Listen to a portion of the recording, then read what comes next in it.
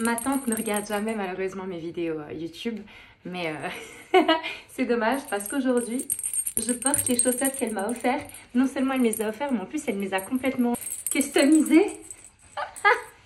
Donc oui, c'est la période de Noël. Gryffondor pour me donner de la force. Au niveau de la luminosité, aujourd'hui c'est tout gris, c'est tout calme, c'est tout paisible. En fait, vu que je suis dans les derniers étages avec une vue comme ça panoramique dégagée sur le lac, les montagnes, quand c'est tout gris nuageux, c'est comme si j'étais sur les nuages. Je me sens coupée de tout et je crois que ça va parfaitement avec la thématique de cette vidéo. Donc je vous laisse le jingle et on en parle tout de suite. Anyways, anyhow, you won't give me no more down.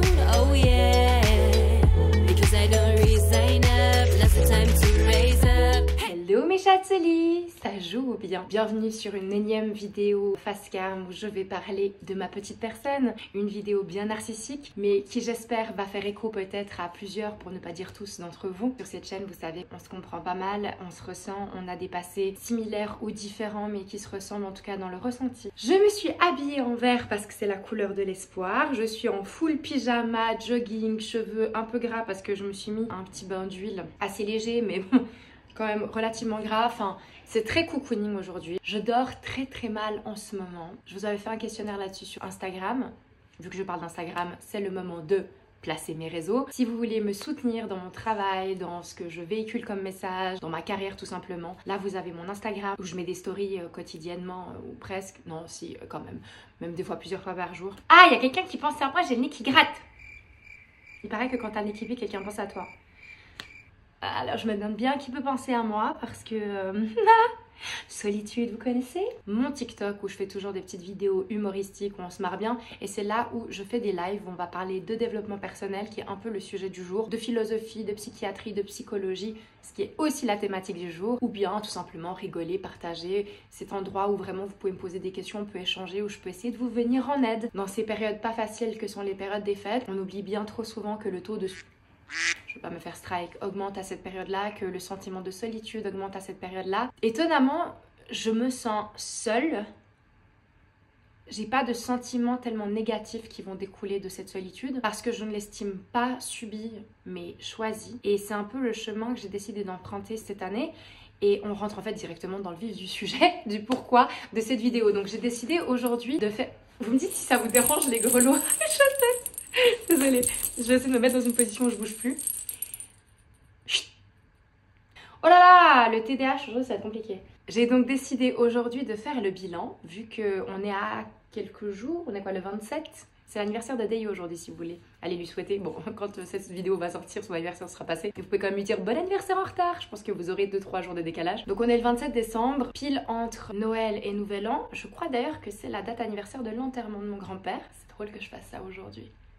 Je suis dans un calme, j'avais un peu la flemme de me filmer parce que je voulais pas trop me filmer avec cette teinte là, tout simplement. J'ai quand même fait l'effort de mettre un trait d'eyeliner et de mettre de l'huile à lèvres, mais très simple finalement. Ouais, la flemme, mais c'est pas une flemme négative non plus, c'est juste ce calme. Le fait de me mettre dans ma bulle, comme je vous disais, cette sensation d'être un peu sur un nuage. Ouais, j'ai cette énergie qui est très calme. J'ai eu un date la semaine passée, c'est vrai que j'ai toujours tendance à dire aux gens qui me rencontrent qu'ils ne soient pas étonnés que je suis une hyperactive, que je suis énergivore, tout feu follet, toute flamboyante, que je suis totalement, c'est vrai, mais qui n'est qu'une moitié de ma personnalité, et encore je suis même pas sûre que ce soit la moitié majoritaire. Et là je suis dans une période beaucoup plus lunaire, beaucoup plus calme, dans la conviction des choses. Et c'est pour ça que je voulais faire cette vidéo de bilan, malgré le fait que j'aurais voulu rester un peu dans mon mutisme, comme ça, dans mon silence, à regarder mes séries, à lire mes bouquins, à continuer mon introspection, mais des fois, il faut que je me force à sortir de ça, à sortir de moi-même pour communiquer avec vous, et puis peut-être que vous partagez la même chose. J'avais fait une vidéo sur l'éveil au début d'année, j'avais parlé que pour les gens éveillés, qui ont un lien très fort avec leur spiritualité, très ouvert par rapport à ça, on sent un changement.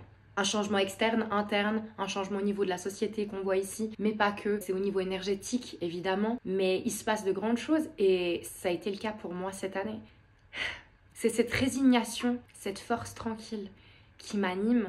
C'est vrai que j'ai toujours été dans la colère, le ressentiment, l'envie d'action en fait, de me battre contre les injustices faites à moi-même, les injustices que je vois autour de moi. Et puis sur le plateau d'Aja, évidemment, que je pense que vous avez compris que j'essaie de véhiculer des messages, je me battrai toujours pour mes convictions. Mais en fait, ces combats-là, je pense, me fatiguaient énormément parce que j'avais tendance à perdre mon énergie, à me disperser, à avoir beaucoup de pensées, de gestes, d'actions parasites finalement. Et je ne sais pas si c'est le fait de bien connaître mes troubles parce que mine de rien, j'ai passé 30 ans, il y a quand même 15 ans de thérapie derrière moi, bientôt 10 ans de diagnostic correct posé sur moi aussi, donc les aides adéquates, tout le travail au niveau du développement personnel, la muscu et surtout les sports de combat qui m'apprennent qu'on a plus d'impact, de force, de pouvoir dans le calme et dans la maîtrise. Peut-être que maintenant je suis peut-être même trop dans cet extrême-là d'être une contrôle fric, mais bon, de toute manière, des fois il faut passer d'une extrême à une autre pour trouver son juste milieu. Et puis mince, hein, arrêtons d'être durs avec nous, Rome ne s'est pas faite en un jour, donc ça prendra du temps. Je sais enfin qui je suis.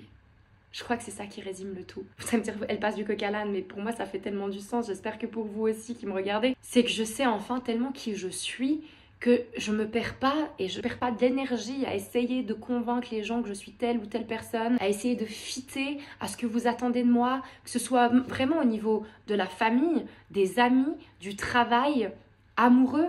En fait maintenant c'est je suis comme je suis, j'en suis fière, je peux le dire enfin, waouh, 31 ans et demi quand même.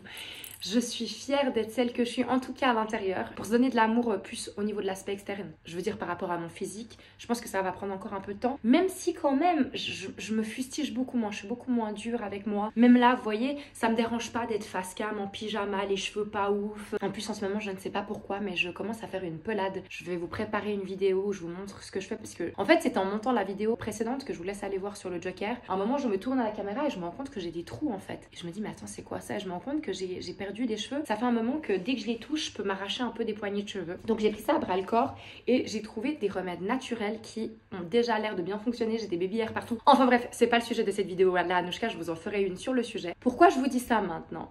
Je pars dans tous les sens. Ah oui, parce que du coup, j'aurais jamais pensé un jour pouvoir me présenter comme ça en mode schlag, vraiment un peu à la bonne franquette comme ça, parce que je voulais tellement maîtriser mon apparence, je voulais tellement que vous me trouviez jolie. Vous, les internautes, les gens, tout le monde, je m'en fiche. Je m'en fiche parce que déjà je pense qu'il y a plus important que le physique, ça c'est sûr. Je pense qu'on peut être beau et belle pour tout le monde, qu'importe la situation, le physique, l'artifice qu'on y met. Moi je suis tellement dans une recherche maintenant de naturel, à pas vouloir en faire des tonnes, à devoir s'accepter. Alors évidemment on fait tous des choses pour nous embellir. Moi j'aime bien garder toujours mon éternel eyeliner par exemple, enfin c'est un peu ma marque de fabrique. C'est pas le problème, c'est le fait de pas tomber dans cette soumission au diktat de la société et des réseaux sociaux. J'en parlerai jamais assez ici ou sur Aja, mais c'est ce truc vraiment d'acceptation, donc externe, et qui passe aussi par l'acceptation interne, évidemment, tout est lié. Et ce truc d'assumer mes troubles, d'assumer ma personnalité, d'assumer mes défauts comme mes qualités. Et j'ai l'impression que désormais, je suis inébranlable. Alors évidemment, quand on a des haters, des critiques, des insultes, ça fait jamais plaisir. Je reste une hypersensible, donc en plus c'est décuplé chez moi. Mais par rapport à comment je le prenais avant, j'arrive à prendre le recul nécessaire pour me rendre compte que bien souvent le problème c'est pas moi, mais c'est la personne qui profère ses accusations, ses critiques, ses insultes, etc.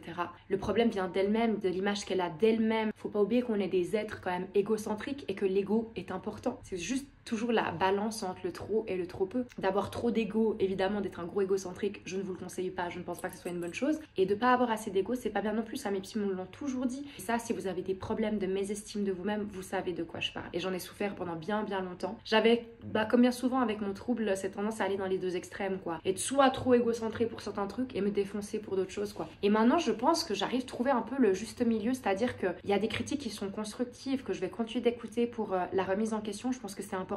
Comme si moi, on me demande des conseils. Alors, j'insiste sur le fait de on vienne me demander des conseils. C'est-à-dire que je ne vais jamais donner mon avis s'il est négatif à quelqu'un ou qu'il y a des aspects négatifs à cet avis s'il n'est pas demandé. C'est comme les gens qui critiquent sur le physique, mais en fait, à la limite, si je vous dis qu'est-ce que vous pensez de mes cheveux et que vous aimez pas et que vous me le dites, bon, bah, je vous ai demandé, c'est le jeu ma pauvre Lucette. Mais si je vous ai rien demandé, ne venez pas me dire, moi, j'aime pas ta nouvelle couleur de cheveux ou j'aime pas ci ou j'aime pas tes nouvelles lunettes. On peut dire j'aime tes nouvelles lunettes ou j'adore ta nouvelle couleur. Si c'est un compliment et qu'il est non demandé, ok. Attention messieurs, parce que ça c'est quand même assez genré, ça n'est pas une invitation à faire des grands compliments de gros lourdeaux, de mec qui veut draguer, qui se rend compte que la personne en face n'est pas réceptive mais qui va continuer. Voilà, c'est très délicat, vivre en société c'est compliqué. Donc là j'entends un peu les vieux réa qui disent oui, bientôt 2025, on peut plus rien dire. Oui, c'est vrai qu'on arrive, et merci, enfin, on tend à une société où il faut réfléchir plus avant de parler, parce que ça peut heurter les sensibilités de chacun, on est tous différents. Je suis assez heureuse avec ce changement sociétal parce que il tend vers un peu la vie en société, la vie tout court, utopiste que j'ai dans ma tête. Bon, alors pour moi c'est plus facile. J'ai ce truc que même si c'est pas agréable de reprendre des critiques, des insultes ou des comportements qui sont carrément dans l'illégalité, et je vais continuer de me battre contre ça aussi au passage, ça m'atteint plus du tout comme ça m'atteignait avant. Par exemple, à ceux qui veulent sortir la carte de t'es raciste, me traiter de raciste, avant, ça me faisait hyper mal. Je me disais, mais pourquoi on peut dire ça de moi, etc. Alors maintenant, je vais me poser la question, pourquoi ils pensent que je suis raciste? Et puis, je peux déconstruire. Et si j'ai tort, peut-être revenir sur mes propos, les changer pour que la façon dont ils soient compris aussi soit différente. Enfin bref, on a le droit aussi de se remettre en question et de se dire, ben, peut-être que comme j'affirme les choses, c'est mal dit, c'est mal fait. Et c'est pour ça que la personne, elle en retire cela. Certes, mais je sais que je suis pas raciste. Et en fait, c'est bête, mais juste de savoir qui on est, de savoir ce qu'on fait, d'avoir confiance en nous-mêmes, aller se coucher serein, avec une bonne conscience, je trouve que ça n'a pas de prix. Je peux dormir sur mes deux oreilles par rapport aux idéaux que j'ai, aux convictions que j'ai et à la personne que j'ai envie d'être. Voilà, c'est un peu le mot de cette année. Pour comprendre un petit peu, faut peut-être qu'on fasse la rétrospective, ce sera pas un bilan juste 2024, mais 2023, 2024, à quoi j'aspire pour 2025. En 2023, j'ai jeté un énorme pavé dans la mare. J'ai mis un grand coup de pied dans la fourmilière en disant, vous allez enfin savoir qui je suis. J'ai balancé presque tout sur moi. Il y a d'autres choses que vous ne savez pas encore qui vont certainement un jour arriver sur ma chaîne, mais je suis pas encore prête, donc je m'écoute. La majeure partie, vous la savez. Sinon, il y a d'autres choses que vous pouvez deviner dans mon discours, dans les interviews que j'ai données, etc. Et 2023, ça a été vraiment, on déchire tout, on casse tout. J'ai dynamité ma propre vie, mon image, etc. Bon. Ça a été ultra violent. Le retour a été ultra violent, en plus avec le début de la notoriété. Même si ça se calme, c'est vrai que quand tu es à l'écran du lundi au vendredi dans la télé des gens, il se passe des choses. Même si on peut dire les audiences sont moins bonnes, ceci, cela, j'ose même pas imaginer avant parce qu'il y a eu un changement énorme. Rien que le fait qu'on me reconnaisse en soirée, dans la rue, partout. Enfin voilà, ça, on s'y prépare jamais vraiment. Ou en tout cas, moi qui pensais peut-être bien aimer la chose, on s'étonne parce que finalement, bon, c'est plus compliqué que ce que je pensais. Mais il y a eu cet énorme bouleversement au niveau familial, au niveau amical, parce qu'il y a des gens qui se rendaient pas compte des choses. Il y en a d'autres qui n'étaient pas au courant. Il y a eu des remises en question qui ont été faites. Il y a eu un tri énorme qui s'est fait de par mon passé, de la personne que je suis et que je montre désormais, de par mes choix de carrière, les gens qui jugent. C'est très bien. Il y a eu un tri. Ça, c'était vraiment pour la partie 2023. En 2024, je me suis dit, ok, 2023, bim, on brise ses chaînes. Le phénix peut s'échapper. Et puis, en 2024, ben c'est ça. Il prend son envol. Il prend flamme. Il est en cendres. Il se reconstruit, etc. Enfin, c'est un perpétuel recommencement. C'est pour ça que le phénix symboliquement est très très fort. Je me sens très proche de lui parce que c'est ce truc de, vous savez ce que je pense, on tombe, on se relève et on apprend. Et ça a été un tel apprentissage depuis 2023. Ça l'était depuis déjà toutes ces années de nouveau par rapport à la thérapie, etc. Mais c'est vrai que depuis 2023, c'est comme si on avait mis en x4 sur le téléphone. Voilà, ça s'est accéléré de ouf. Et en 2024, il y a eu, ok, qui est vraiment Anouchka Ansho à l'intérieur? Parce qu'il y a cette femme que je sais que je suis et que je rêve... Comment dire?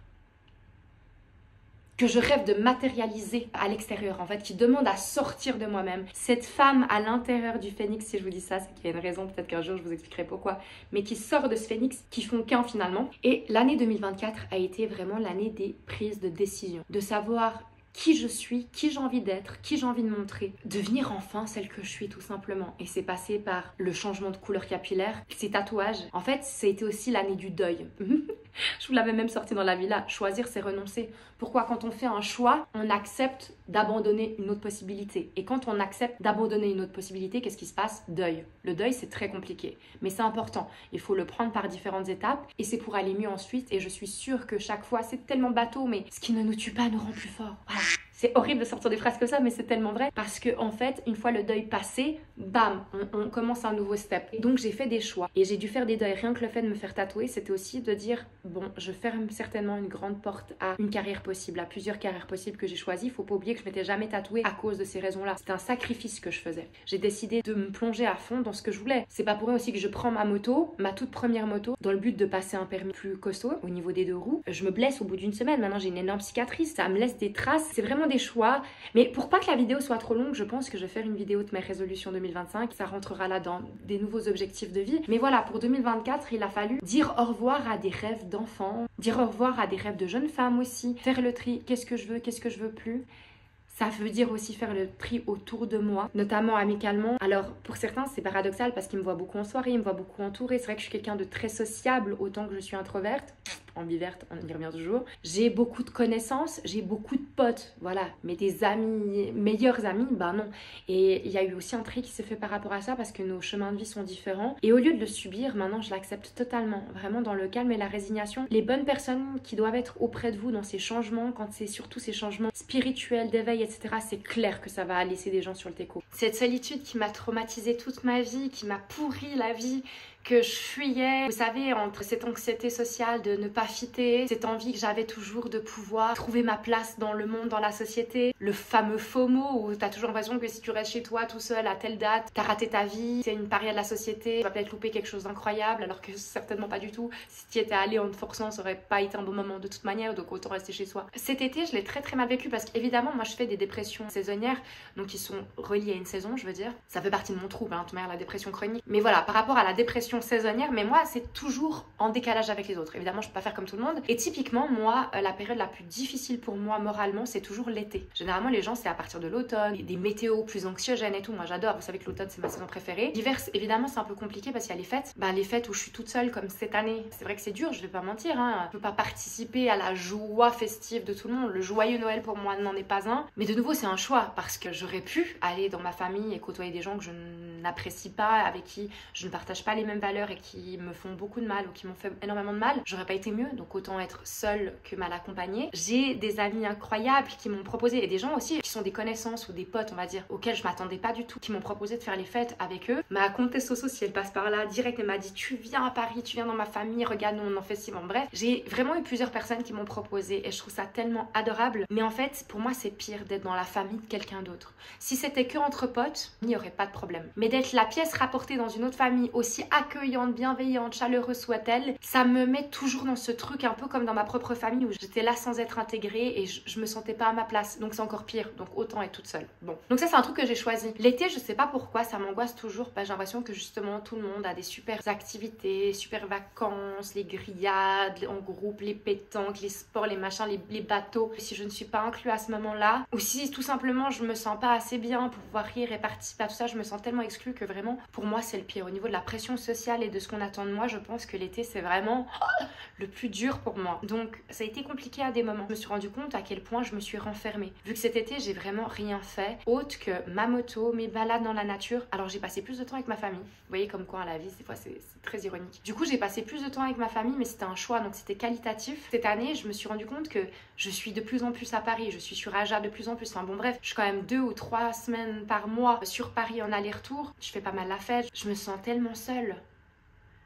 Mais ça fait 31 ans que je me sens tellement seule. Sauf qu'avant je le subissais et là je le subis plus. Des fois il y a des jours plus durs que d'autres, je vais pas vous mentir, mais ça c'est normal. De nouveau, on doit passer par là, mais c'est vrai que c'est vraiment un choix cette année. Un choix de qui j'ai envie de fréquenter. Quelles sont les énergies qui matchent avec la mienne? Avec qui est-ce qu'on peut se tirer vers le haut? Avec qui est-ce qu'on peut se comprendre? Et je pense que quand on est dans des phases d'éveil comme ça, de prise de conscience, où on cherche quelque chose de plus grand, j'imagine, ailleurs. Voilà, on sort un peu de ce système capitaliste où tout ce qu'on veut c'est d'avoir un travail avec un bon salaire, pouvoir se payer des choses matérialistes, pour fréquenter des gens qui ont les mêmes idées que nous et puis se marier, puis faire des gosses et puis avoir des petits-enfants et mourir.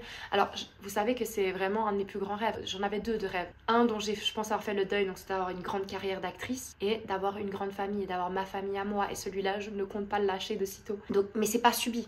C'est que je me jette pas sur le premier venu. Ça me fait rire parce que récemment, en plus, j'ai eu des plus ou moins demandes en mariage, demandes d'engagement avec promesse en tout cas de mariage. Et je suis tellement fière de moi parce que j'ai tourné le dos. Je savais que c'était pas ça qu'il me fallait. Je savais que si j'acceptais, I was settling down. Je suis désolée de faire la meuf qui parle anglais, mais je trouve que comment on peut traduire ça correctement en français? Je trouve que to settle, c'est un verbe qu'on n'a pas forcément en français qui est bien. Dis Siri, traduis-moi to settle. Dans quelle langue? En français. Que souhaitez-vous dire à Frédéric? Oh, je suis une boomer. Non, mais c'est bon. Très bien, c'est annulé. Oui. Bon, je vais faire ma propre traduction du coup.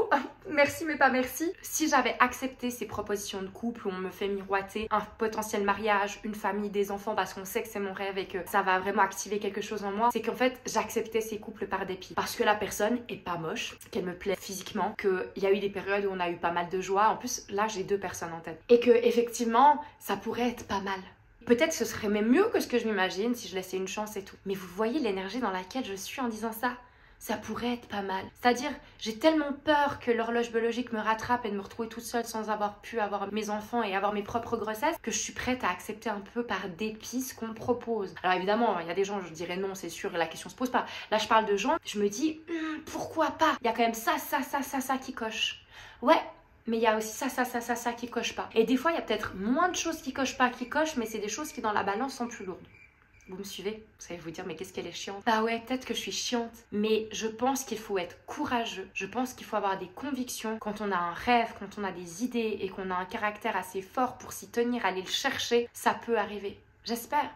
Je vous ferai peut-être des vidéos dans quelques années en vous disant n'écoutez pas les bullshit que j'ai faites, ne faites pas les mêmes erreurs que moi, acceptez le peu que la vie vous donne, nanana. Non. Moi, je pense que j'ai gardé trop de choses dans ma vie. Je me suis trop éparpillée au niveau des relations amicales, amoureuses, tout est englobé là-dedans. Même au niveau des aspirations professionnelles, des fois aussi je m'éparpille tellement parce qu'il y a tellement de choses qui me plaisent et qui m'intéressent et qui me passionnent. J'aimerais tout faire, c'est pas possible. Je pense que des fois il faut aussi faire le vide dans sa vie pour que cette dernière puisse nous mettre les choses qu'on attend vraiment ou qui sont faites pour nous. Parce qu'aussi ça c'est un autre sujet. Ce serait tellement long. En résumé c'est ça. Je pense qu'il faut aussi lâcher du lest, faire le tri. Finalement ça sert à rien de faire du shopping si votre dressing est déjà plein. Et en plus vous vous rendez compte que dans votre dressing, le 90% des choses vous ne les portez pas. Est-ce que c'est pas mieux de vous débarrasser de ce 90% de fringues que vous ne mettez pas pour garder que 10%, que le dressing soit vide quasiment et que là, bim, vous ayez 1 ou 2 ou 3 pièces. Vous remplissez, si ça se trouve, votre dressing qu'à 30%, mais c'est des pièces qui vous tiennent vraiment très à cœur. C'est des pièces que vous savez que vous allez porter, que vous allez être fiers de porter, qui vont vous rendre heureux. Bah voilà ce que j'ai fait cette année. J'ai pris mon courage à deux mains parce que je me suis rendu compte que j'avais démarré l'année. Donc le 1er janvier 2024, je pleurais. Pourtant, j'étais à Amsterdam, ville que j'ai adorée, avec un homme avec qui j'étais, que j'aimais, que je pensais qu'il m'aimait aussi, mais qui me faisait tellement de mal, et certainement inversement aussi, puisqu'on est deux, hein, donc je veux partager les torts, mais peut-être pas majoritairement non plus, c'est pas du 50-50. Mais voilà, j'ai commencé mon année en pleurant, en me sentant seule alors que j'étais accompagnée, en me sentant incomprise et en me sentant pas à ma place, en sentant dans mon instinct que quelque chose ne jouait pas. Et j'ai tiré ça en longueur encore combien de temps? Bah presque 12 mois. Et là, j'ai réussi à dire stop. À dire non, c'est pas ce que je veux. Je ne veux pas démarrer 2025 comme ça. Je veux démarrer 2025 en dormant sur mes 2 oreilles, en sachant que je suis assez courageuse pour prendre les choix, les décisions qui font mal sur le moment, mais qui sont les bonnes pour ce que je veux pour la suite. Comme je l'ai dû faire le deuil quand j'ai décidé de me tatouer, je ne regrette pas, et pour plein d'autres exemples comme ça aussi. Ayez le courage de vos convictions. Suivez votre instinct. Vous savez à l'intérieur ce que vous voulez. Et si vous ne le savez pas, mais prenez du temps pour être tout seul, parce que les gens sont toujours là à se remplir d'autres personnes, d'écrans. En fait, le rien n'existe pas, ou en tout cas, le rien n'est pas péjoratif.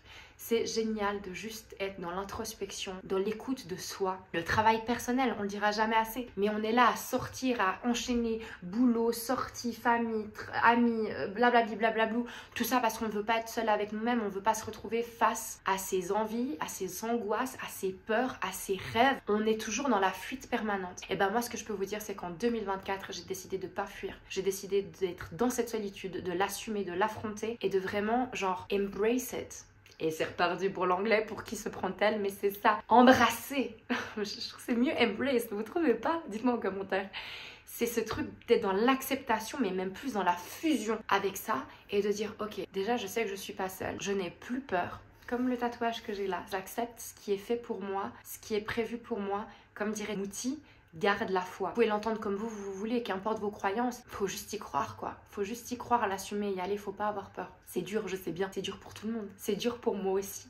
Et à des jours où je suis dans la rébellion de nouveau, mon ancien caractère comme ça, à vouloir tout contrôler, à vouloir tout décider. En fait, quand on est dans le contrôle permanent, c'est juste qu'on a peur que ça nous échappe. On a peur que ça n'arrive pas ou que ça se fasse pas comme on voudrait. Mais en fait, dans la vie, c'est rare que ça se fasse exactement comme on voudrait. Et une fois qu'on a compris ça, qu'on a accepté, on se dit, ok, il y a peut-être autre chose pour moi. Qu'est-ce que vous essayez de me dire? quel est mon chemin, quelle est ma voie, qu'est-ce que je veux vraiment aussi, parce qu'il y a les choses qu'on pense vouloir mais qu'on veut pas tellement, et c'est pour ça aussi qu'elles arrivent pas, parce que les gens ils vont me dire oui mais au niveau de la loi de l'attraction, si tu veux vraiment quelque chose, hein, oui mais il y a aussi des choses que tu penses vouloir mais t'envoies plein de signaux mixtes, j'allais dire mixed signals, hein, j'ai dû prendre sur moi, de signaux comme ça contradictoires, parce que c'est pas vraiment ce que tu veux au fond, c'est ce que tu penses vouloir parce que la société pense que tu veux, ou parce que tu l'as voulu pendant tellement longtemps que tu as pas réalisé que tu avais changé, parce qu'on évolue tous et que du coup nos goûts et nos envies et nos désirs et nos choix aussi. Bref, c'est un travail comme ça qui peut se faire que si on s'écoute. Donc 2024, ça a été vraiment l'introspection, la solitude, le deuil et les choix. Et j'ai le sentiment que pour 2025, je l'espère en tout cas, ce sera vraiment pouvoir profiter de tout ce travail accompli. Et j'ai le sentiment que ça va arriver. Qu'il y a de grandes choses qui peuvent arriver, de rêves qui peuvent se réaliser, parce que je suis persuadée que la vie récompense les gens courageux. Ayez confiance en votre instinct, ayez confiance en vous, et ayez confiance avec un grand C. Je suis pas plus maligne que l'autre, je suis pas plus forte qu'une autre, je suis pas plus résiliente qu'une autre. On a tous nos faiblesses, nos qualités, c'est sûr, mais je pense que c'est un choix. Voilà, c'est à vous de décider si vous avez envie d'être résilient, si vous avez envie d'être fort, si vous avez envie d'être courageux. Voilà, j'enlève le mot fort parce que généralement en contradiction il y a faible et vous savez que moi je ne crois pas en la faiblesse. Donc celui-là j'enlève, mais je pense que vous pouvez être qui vous voulez. Mais oui, ça demande des sacrifices. Ça demande des moments très très durs. Peut-être que je devrais faire ces vidéos un peu d'influenceuses qu'on voit sur les réseaux où on est en larmes, où les gens ils voient juste le côté paisible ou le sourire. Mais bah, en vrai, vous m'avez vu tellement souvent pleurer en live TikTok sans honte. Parce que de nouveau, les larmes c'est pas un aveu de faiblesse, hein. C'est juste de montrer que ouais là j'ai mal. Là, je struggle. C'est pas des mots, les anglicismes. J'ai du mal. Et c'est pas grave, parce que c'est en passant par là que je vais être plus forte ensuite, donc il faut y passer. Mais ça, c'est à vous de décider de prendre tout ça à bras le corps, de prendre votre destinée. Et j'espère pour vous que vous allez être récompensés. Moi, c'est le message que j'aimerais pour terminer cette année 2024. Et j'ai hâte de savoir ce qui va se passer en 2025. Ce sera ma dernière vidéo de l'année, parce que mardi, c'est Nouvel An. Mardi ou mercredi ? Mardi, c'est Nouvel An. Donc mercredi, on est en 2025. Je vous souhaite, mes chatseliers, tous mes vœux de bonheur, quel qu'il soit, peu importe où il se trouve, mais de bienveillance envers vous-même, avec les autres. Il faut qu'on se mette tous dans une aura, une énergie d'amour avec un grand A, d'amour inconditionnel pour soigner les maux vraiment de cette société, de cette planète. Il faut qu'on travaille tous sur nous-mêmes finalement, parce que en travaillant sur soi et en le faisant tous, c'est un domino comme ça vertueux où on peut tous être mieux avec les autres. Les moments où j'ai tendance à être plus aigrie, plus agressive, de mauvaise humeur, méchante avec les autres, c'est parce que je me sens mal. Si on essaie tous d'aller mieux, on sera mieux les uns avec les autres. Et je repars dans mes discours de princesse et de Miss France, mais c'est vrai, un monde en paix, un monde de paix et d'amour, voilà ce que je nous souhaite. J'espère que cet éveil va continuer, parce que ce qu'on peut vraiment voir, c'est qu'il y a ce fossé qui se crée de plus en plus entre les gens endormis et les gens éveillés. Et il y a quand même de plus en plus de gens qui ont cet éveil aussi. Donc je pense que c'est comme si avant on était un petit peu tous comme ça. Et il y avait moins de disparités. Et ça commence à se creuser, mais il y a de plus en plus de gens qui passent là. Et c'est génial aussi, ça en dit beaucoup sur notre société. Moi, je regarde les plus jeunes que nous. Là, je me sens une vieille boomer en disant ça, mais je suis choquée de voir, mais en positif, combien les jeunes générations sont beaucoup plus éveillées par rapport à ça, à la nutrition, au lifestyle, à la spiritualité, au développement personnel, qui retournent aux bases de la philosophie, les évolutions au niveau de l'acceptation de la psychologie, psychiatrie, même si on est encore bien loin de ce qu'on devrait. Je pense qu'on est sur la bonne voie. Continuons tous ensemble à tirer à la même corde, et je pense qu'on s'en portera tous mieux. Voilà. Oubliez pas que moi je vous adore, je suis trop fière. Il est toujours aussi pété mon cœur, on va le faire à l'ancienne. Always be kind, vous savez qu'il n'y a que ça qui compte. Moi je suis trop reconnaissante d'avoir pu passer une deuxième année en votre compagnie, une année complète cette fois-là. Je suis juste reconnaissante quoi. Et je vous dis à très vite pour une nouvelle vidéo. Certainement en résolution 2025, j'ai toujours des vlogs en retard que je vous dois. Enfin bon bref, il y a plein de choses qui doivent arriver. S'il vous plaît, si vous n'avez pas vu les précédentes vidéos, n'hésitez pas à y aller. Un commentaire, un like, c'est gratuit. Abonnez-vous si ça n'est pas le cas. Enchantée si vous ne me connaissiez pas. Bienvenue dans la communauté et je me tais, je vous dis à très bientôt.